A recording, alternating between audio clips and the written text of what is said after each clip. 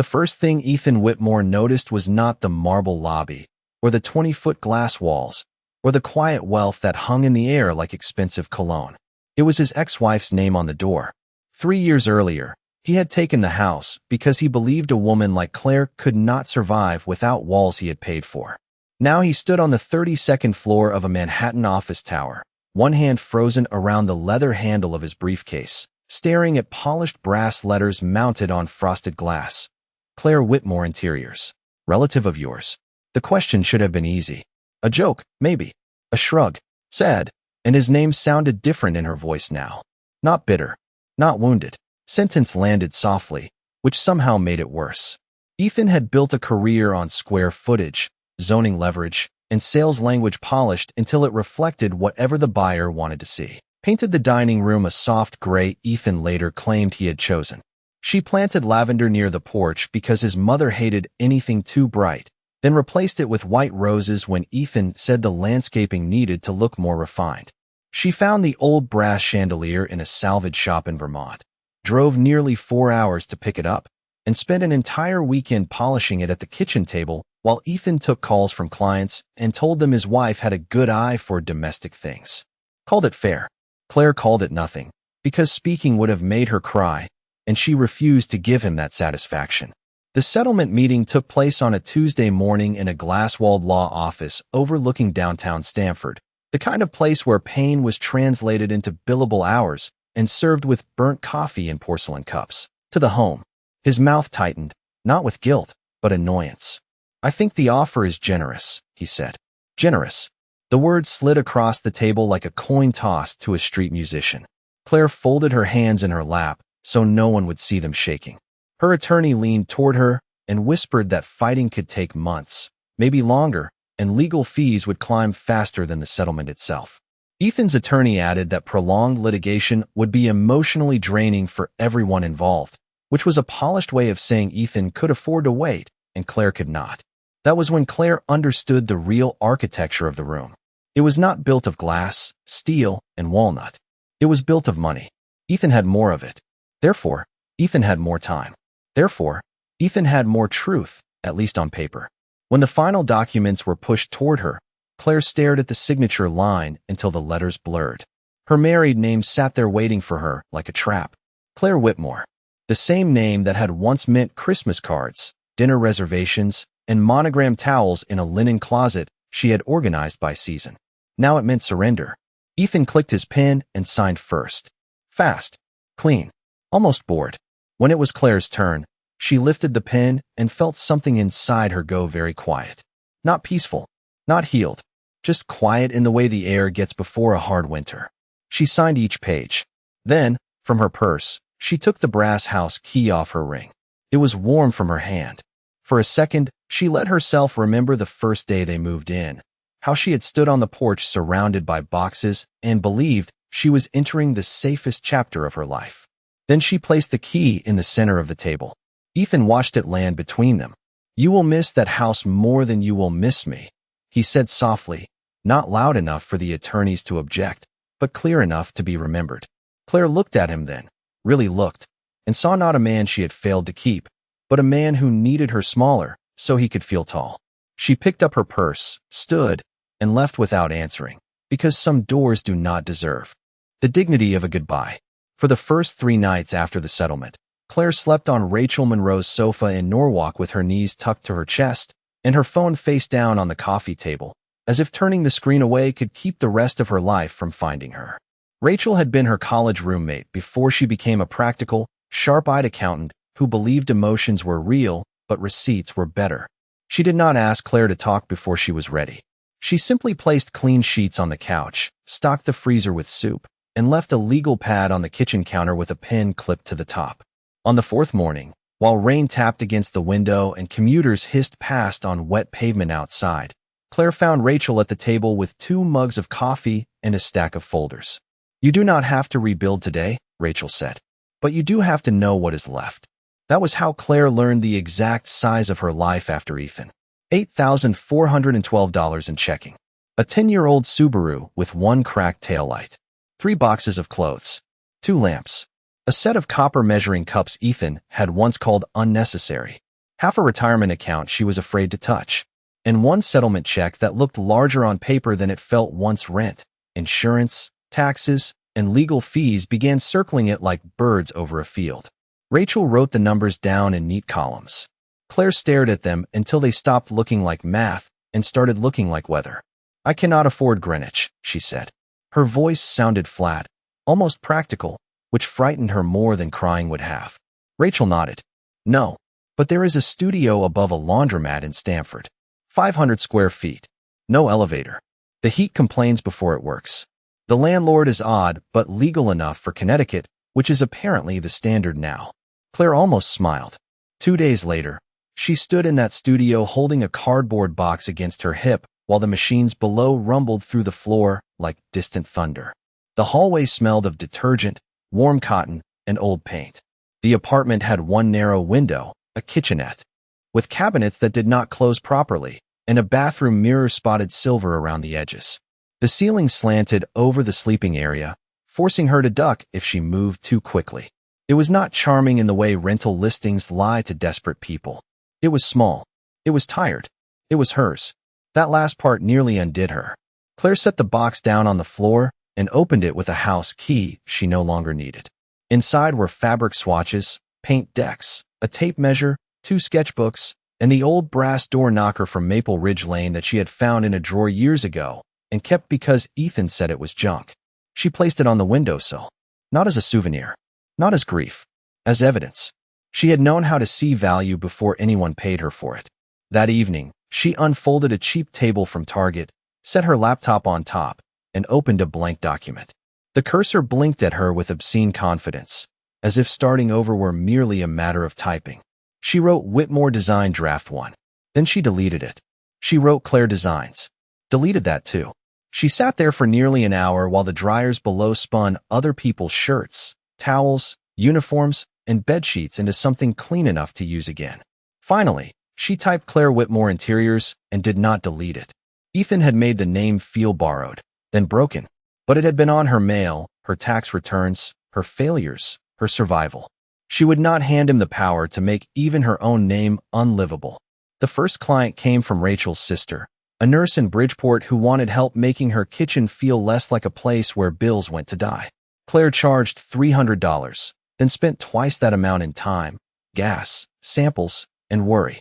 She measured cabinets with a borrowed laser tool, found peel and stick tile that looked better than it had any right to, sourced open shelves from a salvage warehouse, and repainted the walls a warm cream that made the room feel like morning. When the nurse walked in and covered her mouth, Claire braced for disappointment. Instead, the woman whispered, "I can breathe in here." Claire drove home that night with $32 left. Until Friday and cried in the Subaru outside a gas station, not because she was sad, but because for the first time in months, something she had built had stayed.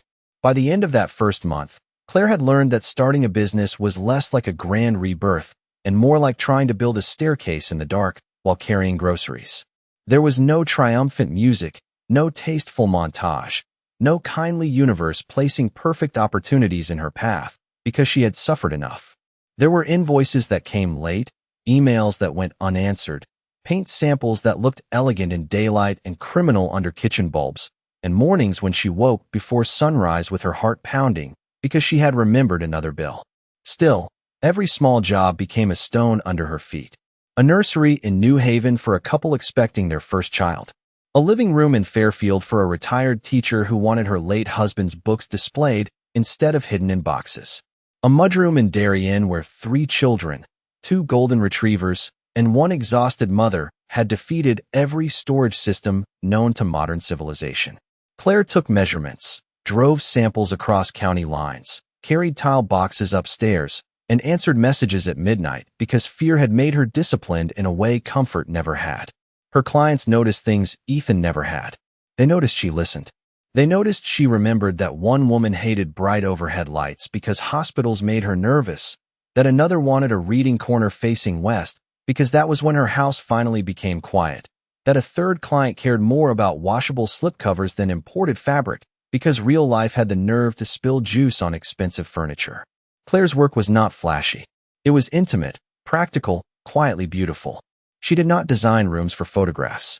She designed them for Monday mornings, unpaid bills on counters, homework at dining tables, grief in armchairs, coffee before school drop-off, and the kind of ordinary survival that never appears in magazines but holds families together anyway. Rachel insisted she raise her prices after the fifth referral came in. Claire resisted, as if charging fairly for her work were some moral crime instead of basic arithmetic.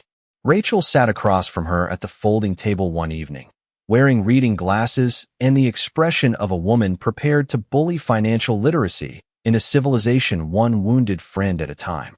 "You are not running a charity for people with granite countertops," Rachel said. "You are running a business." Claire looked at the spreadsheet glowing on the laptop screen. The numbers were stark, honest, almost rude. Rent, insurance, software, gas, samples, taxes, savings, emergency fund. Rachel had made categories for everything, because accountants apparently cope with chaos by giving it columns. "I am afraid they will leave," Claire admitted. Rachel softened then, but only slightly. "Some will. The right ones will stay. And if your business only survives when you undercharge yourself, then Ethan is still living rent-free in your head, which is disgusting because he already got the house." Claire laughed before she could stop herself, the sound rusty from underuse. The next morning, she revised her pricing sheet. Her hands shook when she sent it to a new client in Westport. The woman accepted within 20 minutes and asked when Claire could begin. That afternoon, Claire sat very still in her studio above the laundromat, listening to dryers turn below her like giant mechanical hearts. For the first time, the future did not look like a cliff. It looked like a narrow road, badly lit, but real. 2 weeks later, she printed her first set of business cards at a copy shop near Bedford Street. The paper was thick, cream-colored, and simple. Claire Whitmore Interiors, Residential Design and Space Planning. She held one between her fingers in the parking lot, feeling the raised black letters catch against her thumb. It was only a card, a rectangle of paper smaller than a grocery receipt. But after years of being introduced as Ethan's wife, Ethan's support system, Ethan's better half, Ethan's invisible architecture, seeing her own name stand alone felt almost indecently powerful. She placed one card on the dashboard of the Subaru and drove to a salvage warehouse in Bridgeport for a set of antique brass poles a client could barely afford but desperately loved. Halfway there, stopped at a red light, Claire caught her reflection in the rearview mirror. She looked tired. She looked older than she had in the glossy photographs from Maple Ridge Lane. She also looked like someone who had stopped waiting to be rescued from her own life. That, she decided, was worth more than any house key Ethan had taken. The encounter happened on a Saturday afternoon in a HomeGoods parking lot in Stamford, which was proof, Claire thought later, that the universe had a crude sense of timing and absolutely no taste in locations. She had just loaded 2 curtain rods, 3 linen storage bins, a discounted floor lamp, and a dangerously optimistic amount of throw pillows into the back of the Subaru when she heard Ethan's voice behind her. "Claire." Her hand tightened around the trunk handle before she turned. There he stood beside a black Range Rover, sunglasses hooked into the collar of a pale blue shirt, one arm resting with casual ownership on the open car door. Vanessa sat in the passenger seat, scrolling through her phone with the theatrical boredom of a woman who believed waiting was something other people did. Ethan's eyes traveled from Claire's worn sneakers to the overstuffed cargo area, lingering on the lampshade wedged awkwardly against a roll of fabric. "I thought that was you," he said. "Busy weekend." There had been a time when that tone could have folded her in half, all silk on the surface and steel underneath. Today it merely irritated her, like a mosquito trapped in a bedroom. "Client installation," Claire said, closing the trunk. Ethan's mouth curved. "Client installation. That sounds official." Vanessa looked up then, finally interested enough to be unkind. "You are doing decorating now?" she asked, as if Claire had announced she was collecting bottle caps by the highway. Claire met her eyes. "Interior design and space planning." Vanessa gave a small laugh, not loud, just precise enough to draw blood if Claire had still been willing to bleed for strangers. "How creative." Ethan stepped closer, lowering his voice as though they were sharing something private instead of standing 20 feet from a cart return. "I have to admit, I did not expect this. I thought you would take some time. Find something stable." Claire knew what he meant. Stable, in Ethan's language, meant smaller than him. Safe enough not to embarrass him. Quiet enough not to challenge the story he had told everyone after the divorce, that Claire had been fragile, impractical, sentimental, a woman who loved houses because she did not understand assets. He glanced again at the Subaru. So this is the empire? The sentence hung between them, polished and poisonous. Vanessa smiled into her phone. A man pushing a cart nearby pretended not to listen, because Americans will witness emotional destruction between parked cars and still act as though comparing prices on paper towels is the priority. Claire felt heat rise in her face, but beneath it came something steadier. She thought of the nurse in Bridgeport whispering that she could breathe in her kitchen. She thought of the retired teacher running her fingers along the shelves that finally held her husband's books. She thought of the business card on her dashboard, curling slightly at one corner in the summer sun. She thought of Rachel's spreadsheet, ruthless and loyal as scripture. No, Claire said. This is the first brick. Ethan blinked, and for the smallest second, she had the strange pleasure of seeing him without a prepared response. Not defeated, not humbled, not yet. Just interrupted. Vanessa's smile faded a little. Claire walked around to the driver's side, opened the door, and placed her purse on the passenger seat. Ethan recovered quickly, because men like him often mistake recovery for strength. Just be careful, he said. Small businesses are risky. I would hate to see you lose what little you have left. Claire looked back at him over the roof of the car. The old Claire might have explained herself. She might have listed her clients, defended her choices, tried to prove that her work was real. But proof offered to people committed to misunderstanding you is just free entertainment. That is the difference between us, she said. You are afraid of losing things. I am learning how to build them. Then she got into the Subaru, started the engine, and pulled out of the parking space with one taillight still cracked and her dignity entirely intact. In the rearview mirror, Ethan remained beside the Range Rover, smaller with every foot of distance, until traffic swallowed him behind her. The client who changed everything did not arrive with fanfare, which was probably for the best, because Claire had learned to distrust anything wrapped too neatly. Her name was Margaret Ellis, and she called on a Wednesday morning while Claire was standing barefoot in her studio, eating toast over the sink because plates had become one more luxury item requiring emotional commitment. Margaret's voice was low, crisp, and old money calm, the kind of voice that made even a simple appointment sound like it had passed through a trust attorney first. She had received Claire's number from the retired teacher in Fairfield, whose living room Claire had redesigned around grief, books, and afternoon light. Mrs. Porter says you understand rooms that have memories, Margaret said. Claire stood straighter, though no one could see her. I try to. There was a pause on the line, not empty, but waited. Then I may have a room for you. The penthouse was on Park Avenue, high above Manhattan, where the traffic below looked small enough to forgive. Claire took Metro North into the city wearing her best black dress, a camel coat from a consignment shop, and shoes she had polished with a paper towel, because presentation, like civilization, was mostly a fragile agreement everyone pretended was natural. The doorman knew her name before she gave it. The elevator rose so smoothly, she barely felt herself leaving the ground, and when the doors opened, Margaret Ellis was waiting in a foyer of limestone floors, museum-white walls, and silence so expensive it seemed curated. She was in her late 60s, tall and thin, with silver hair cut at her jaw and a strand of pearls that looked less like decoration than punctuation. Claire Whitmore, she said, offering her hand. Thank you for coming. Claire expected a showpiece apartment, and in some ways it was one. Floor-to-ceiling windows, a view of Central Park, art that probably required insurance riders, and the vocabulary of people who said provenance without embarrassment. But the room Margaret led her to was different. It was a library at the end of a quiet hall, paneled in dark walnut, heavy with leather chairs, framed photographs, and shelves of books that had been touched often enough to matter. A man's reading glasses still rested beside an ashtray that had been scrubbed clean but never moved. My husband died 2 years ago, Margaret said, looking not at Claire, but at the chair by the window. Everyone tells me to make this room lighter, fresher. They say I should move forward. Claire heard what was beneath the sentence, because women who have had their lives rearranged by loss learn to hear the words people are too polite to say. Do you want to move forward? Claire asked gently. Or do you want the room to let you stay without drowning?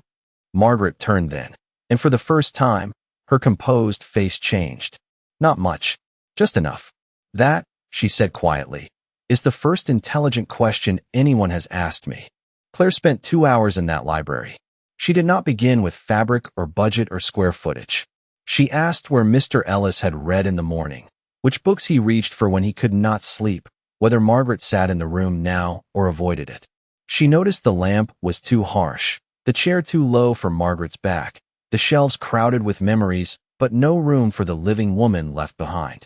She suggested keeping the walnut, softening the light, reupholstering the reading chairs instead of replacing them, adding one new writing desk for Margaret near the window, not as an intrusion, but as permission. This should not become a shrine, Claire said, but it should not become a hotel lobby either. Margaret studied her for a long moment. You speak as if rooms have feelings. Claire looked around at the photographs, the worn rug, the empty chair. No, she said. People do. Rooms just learn to hold them. Margaret hired her before Claire reached the elevator. The fee was larger than any number Claire had ever typed into an invoice.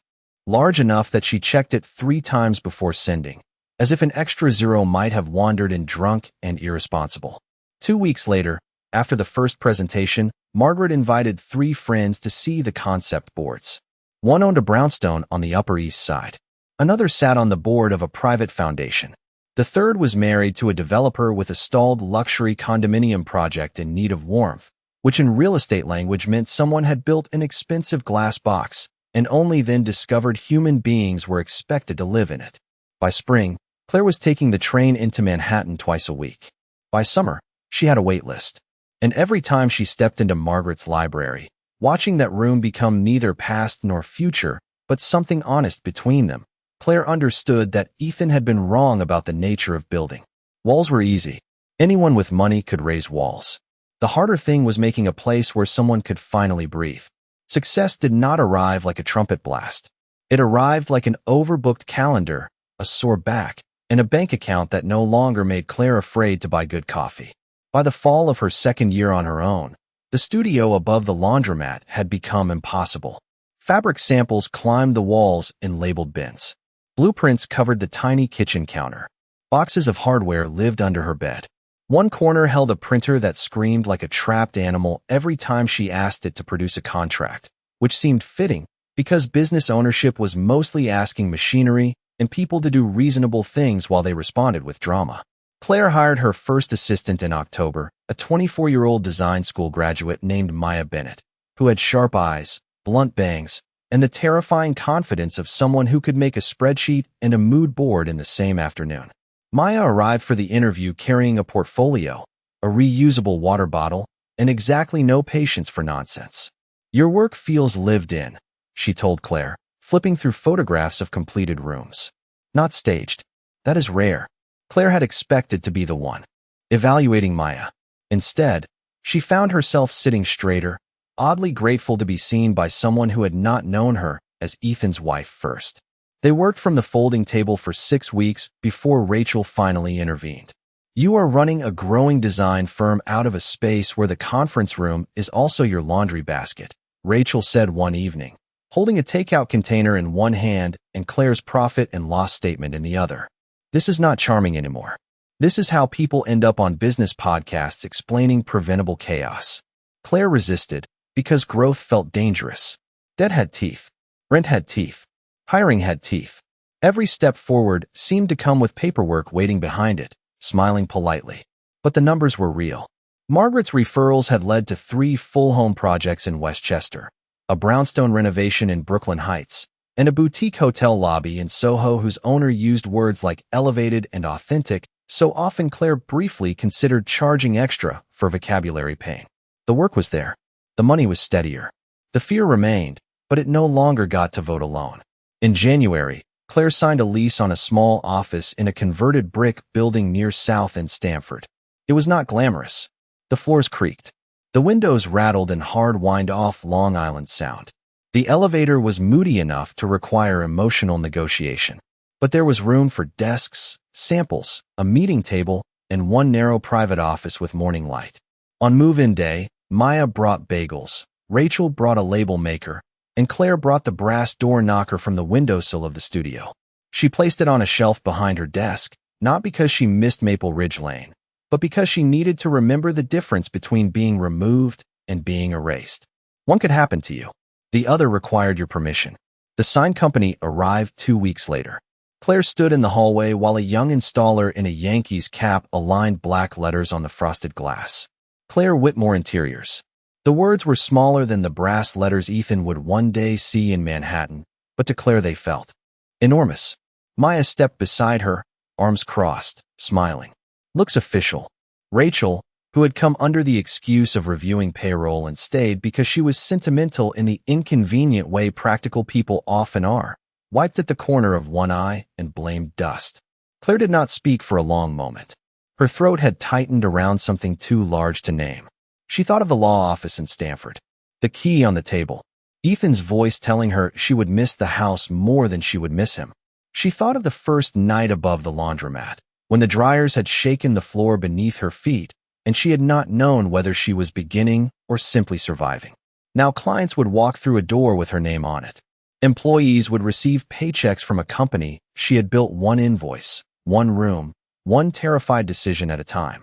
Rachel touched her elbow. You kept the name, she said softly. Claire looked at the glass, at the clean black letters refusing to apologize for existing. No, she said. I made it mine.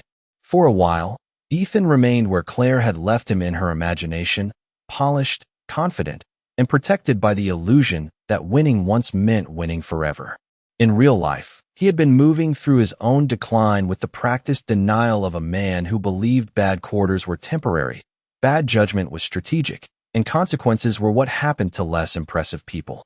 His real estate firm still occupied the same sleek office in Greenwich, still displayed the same framed awards, still greeted clients with espresso and chilled sparkling water, because appearances are cheaper than truth and far more popular in American business culture. But behind the glass conference rooms, the numbers had begun to rot. 2 luxury listings sat unsold for 9 months. A waterfront development in Stamford stalled after construction costs climbed higher than projected.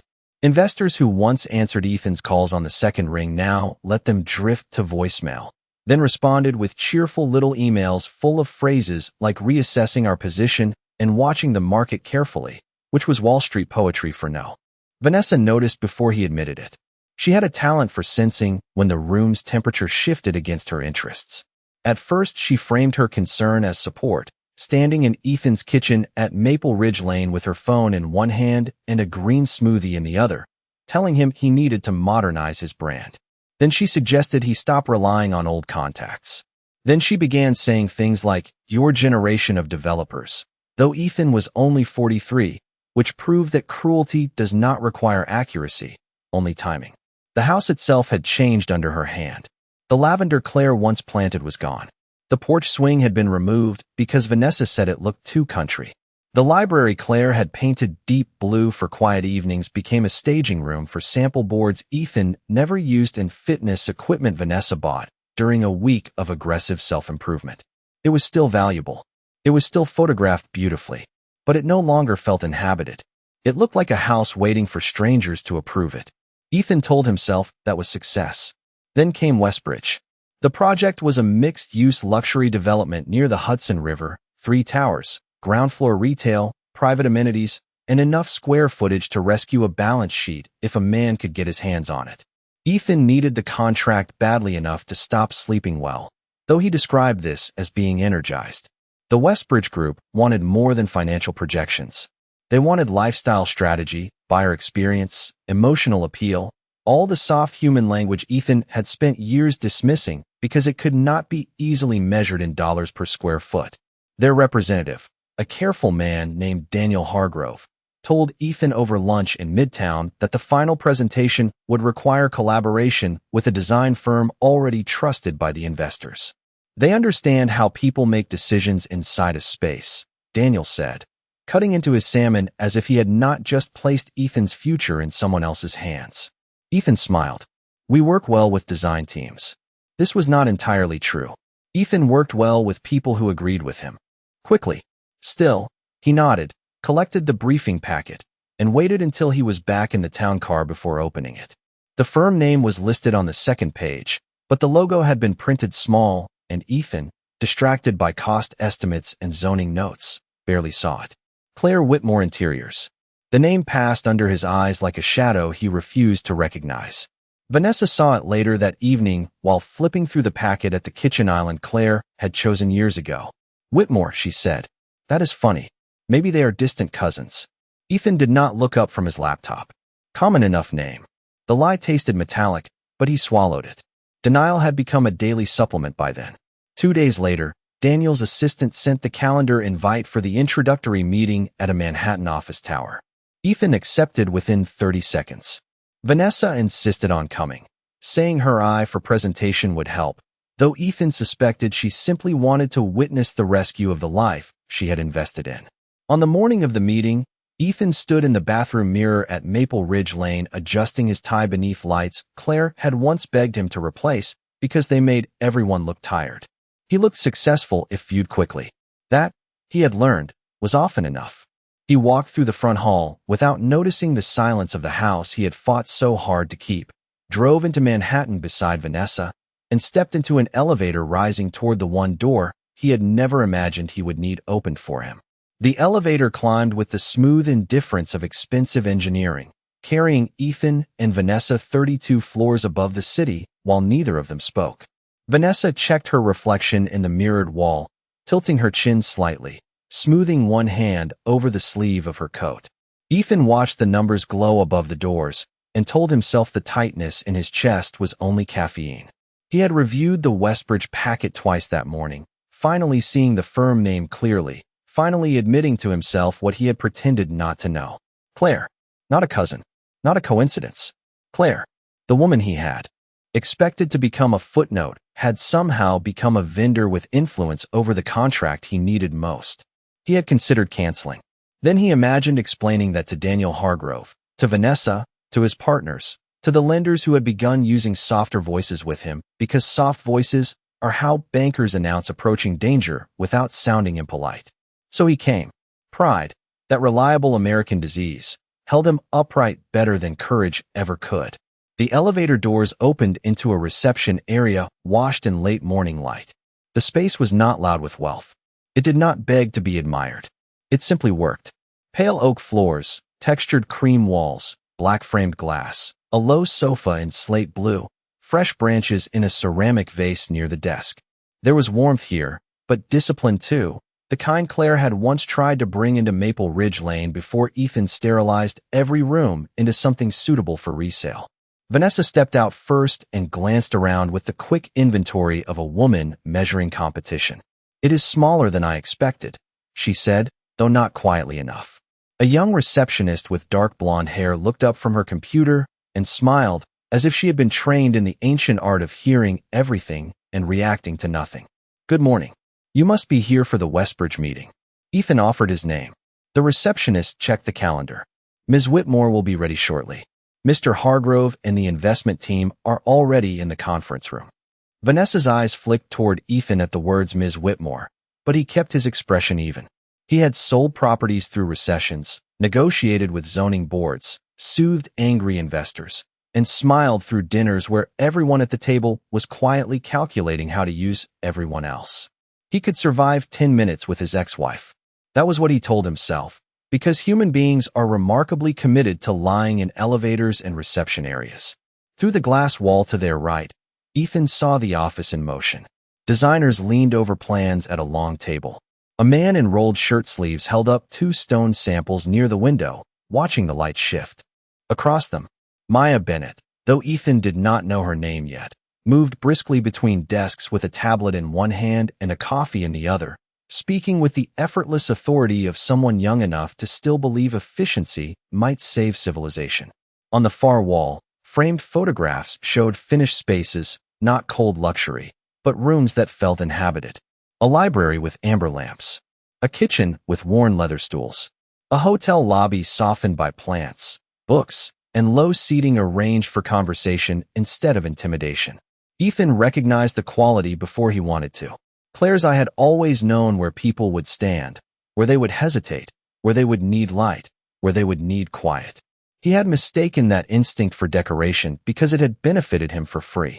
A door opened down the hall, and Daniel Hargrove emerged with two other executives. "Mr. Whitmore," Daniel said, offering his hand. "Glad you could make it." Ethan shook it firmly. Vanessa smiled, as if she had been part of the deal from the beginning. "And this must be Vanessa," Daniel added politely. "We are just waiting on Claire." From behind Ethan came the measured sound of heels on wood. Not hurried, not hesitant. Vanessa turned first. Ethan turned after her, slower than he meant to. Claire walked toward them from the far side of the office, carrying a black portfolio against her hip. Her white suit caught the light without seeming to seek it. She was speaking to Maya, nodding once at something on the tablet, then she looked up. Her eyes met Ethan's, and nothing in her face collapsed. No surprise, no visible pleasure, no old wound offered for inspection. She had known he was coming. That realization unsettled him more than shock would have. Claire had opened the door from her side long before he reached it.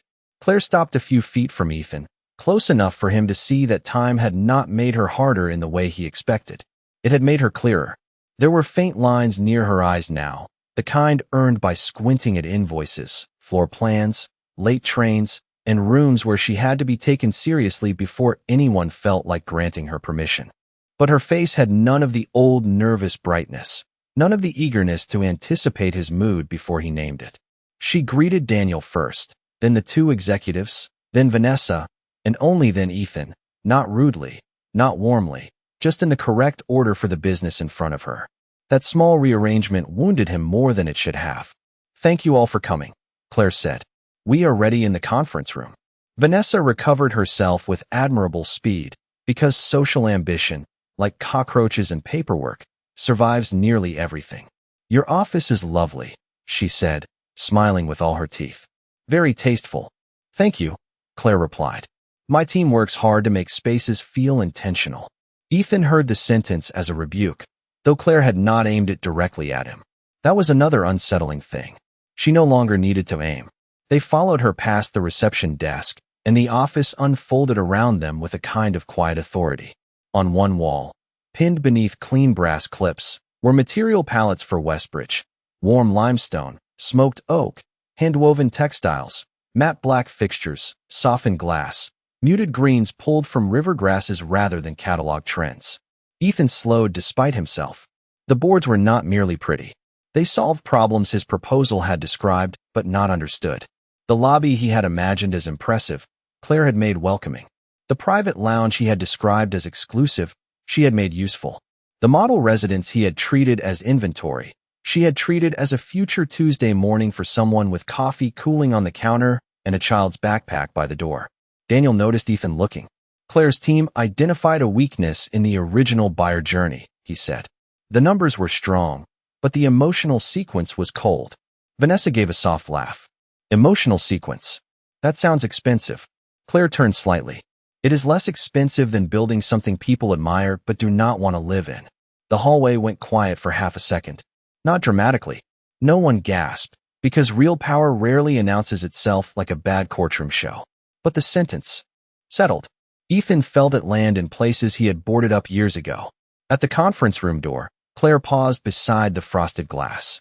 Her name was there again, smaller this time, printed beneath the firm logo on a schedule sheet mounted outside. Claire Whitmore, founder and creative director. Ethan stared at the words as if repetition might make them easier. It did not. Vanessa leaned closer to him and whispered, "You never mentioned she kept your last name." The old reflex rose in him, sharp and defensive. He wanted to say she had no right. He wanted to say the name was his family's, his history, his asset, because some men can lose a marriage, a market, and a moral argument, yet still attempt to trademark the alphabet.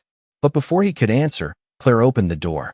Inside, sunlight spilled across a long table set with presentation books, material samples, financial packets, and a scale model of the Westbridge development. At the head of the table was no throne, no dramatic symbol, only a chair pulled back slightly, waiting for her. Claire stepped inside, placed her portfolio down, and looked at the group. "Let us begin with the problem," she said. "People do not buy square footage. They buy the life they believe can happen inside it." Ethan sat across from her because there was nowhere else to go. For years, he had believed Claire's gift was making his life look better from the outside. Now, Watching Daniel and the executives lean toward her as she spoke, he understood the far more dangerous truth. Claire had always known how to build desire, trust, comfort, belonging, the invisible architecture beneath every deal Ethan had ever claimed as his own. She moved through the presentation without once raising her voice. She pointed to traffic flow, resident habits, light exposure, lobby psychology, storage needs, family routines, aging in-place considerations, even pet washing stations, the kind of practical luxury developers ignored until buyers complained loudly enough to make it expensive. Every slide was calm. Every recommendation had numbers behind it. Every idea made Ethan's proposal look thinner, not wrong exactly, but unfinished. Halfway through, Daniel asked how her design strategy would affect absorption rates. Claire answered with projected timelines, comparable properties, and buyer retention data from 2 previous projects. Ethan looked down at his own notes, suddenly aware of how much of his confidence had been stage lighting. When the presentation ended, Daniel closed his folder and smiled. This is exactly why we wanted Claire leading the experience side. Leading, not assisting, not decorating, leading. Ethan looked at the woman across the table and felt the old house recede behind him, smaller than memory, smaller than pride, until all that remained was a door with her name on it, and the terrible knowledge that he was the one now waiting to be invited in. After the meeting, the executives drifted toward the far end of the conference room in that particular corporate migration pattern where no one has officially decided anything, but everyone is already deciding everything. Daniel Hargrove stood near the model, speaking quietly with Margaret Ellis, who had joined the presentation by video at first and then, to Claire's surprise, arrived in person halfway through with a driver, a camel coat, and the understated authority of a woman who could turn a room simply by entering it. Vanessa hovered near the window, pretending to admire the view while watching Claire in the reflection. Ethan remained by the table, gathering papers he no longer seemed to know what to do with. Claire closed her portfolio, slid one hand over the smooth black cover, and felt the old rhythm of panic try to rise in her chest. It came less often now, but it still knew the way back. Her body remembered Ethan before her mind allowed him importance. It remembered kitchens that went silent when his mood changed. It remembered questions folded into apologies. It remembered the exhausting labor of becoming smaller so a man could call the house peaceful. But memory was not command. Claire looked at the scale model between them. 3 towers, tiny balconies, little trees no taller than paper clips, a miniature world waiting for people with real lives to move through it. You did well, Ethan said. The words were careful, almost reluctant. Claire glanced up. Thank you. He waited, perhaps expecting more, perhaps expecting the old Claire to reach for the compliment like a woman rescued from drowning by a teaspoon of kindness. She did not. Ethan shifted his weight. I mean it. You have built something impressive. There it was again, that faint disbelief in his voice, as if her competence remained an unexpected guest at his table. Claire placed the last sample board into its sleeve. I know. The answer unsettled him. She could see it in the brief tightening around his eyes. Once, she would have softened that. She would have smiled, made the moment easier, given him a bridge back to comfort. Now she let him stand where his own words had brought him. Vanessa approached then, her heels clicking softly against the floor. It is interesting, she said, her voice light, that you kept the Whitmore name for the company. Daniel, several feet away, glanced over without appearing to.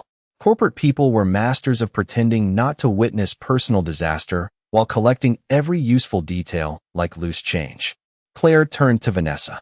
It was my legal name when I started. Vanessa's smile sharpened. Still, some people might find it confusing. Ethan looked down at the table, and Claire almost laughed, not because anything was funny, but because irony had walked into the room wearing a designer coat and asking for directions. Vanessa had moved into Claire's house, used Claire's kitchen, slept beneath a roof warmed by Claire's choices, yet somehow found the name on a business card troubling. Claire gave her the calmest smile she owned. People are usually only confused when they assume a woman's name belongs to a man. The silence that followed was small but exquisite. Not cruel, not loud, just clean. Vanessa's expression held, but the polish cracked at the edges. Ethan looked at Claire then, really looked, and for the first time all morning there was no performance in him. Only recognition, late and useless.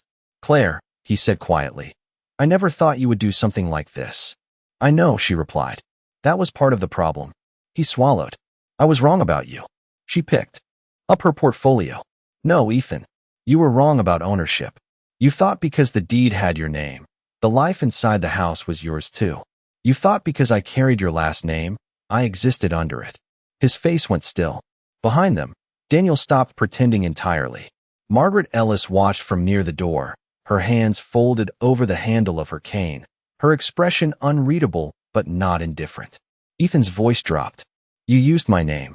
For 1 second, Claire saw the old conference room in Stamford, the key on the table, the signature line waiting to reduce her.